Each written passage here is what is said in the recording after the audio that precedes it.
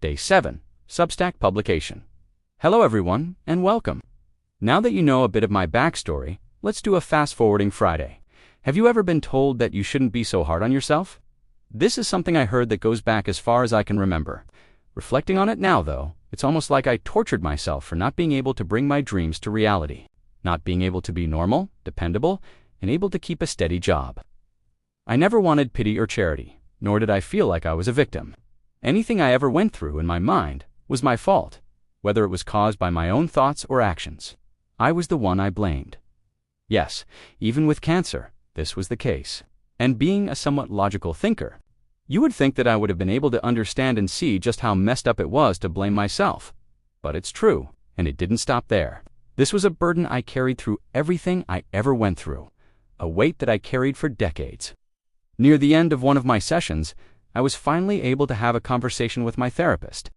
I remember telling her that because of my mental state of mind, there's a lot to unpack, so she would have to gain my trust, dig deep, and ask non-general questions to unlock more levels to try and understand me. This made her sit back in her seat to take a moment to process my statement. But what I meant by it was, I needed her to help me, help her, help me. You see, my mind raced so much at this time of my life that I couldn't focus on one way to answer a general question.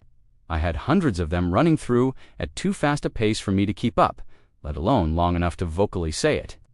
This was one of the main reasons I knew I wasn't going to be able to get through my mental breakdown alone. But back to the story. At this point, I was thinking that she was going to have another question.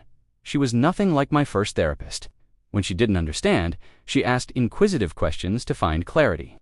She didn't assume or jump to conclusions, and when I said things like that, she really took the time to process what I meant by the statement I made. And sometimes she would save them to catch me off guard with them later, but she didn't do that this time. She just wanted me to celebrate being able to have a conversation with her. But in my mind, this was nothing to celebrate. I didn't even celebrate being released by my psychiatrist from all medications after being thrown in a mental hospital once, and going back voluntarily a second time on my own. Why would I celebrate that? And in that moment, her facial expression changed. It was like she saw through the cracks of my mask and shield and saw a glimpse of just how deep and dark things really were for me. After that, she told me she was determined to break me from being so hard on myself, and that's just what she did.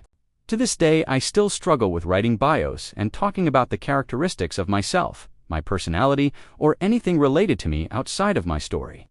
But one thing I'm not is hard on myself. I'm no expert, and I'm no specialist, but I am a person who has experienced the dark sides of surviving.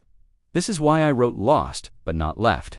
I want to help those who have been through dark times and situations to know that they aren't alone, and they too can fight through, become a light, and pay it forward to others. If you enjoyed, please share, and if you don't want to miss a publication, don't hesitate to.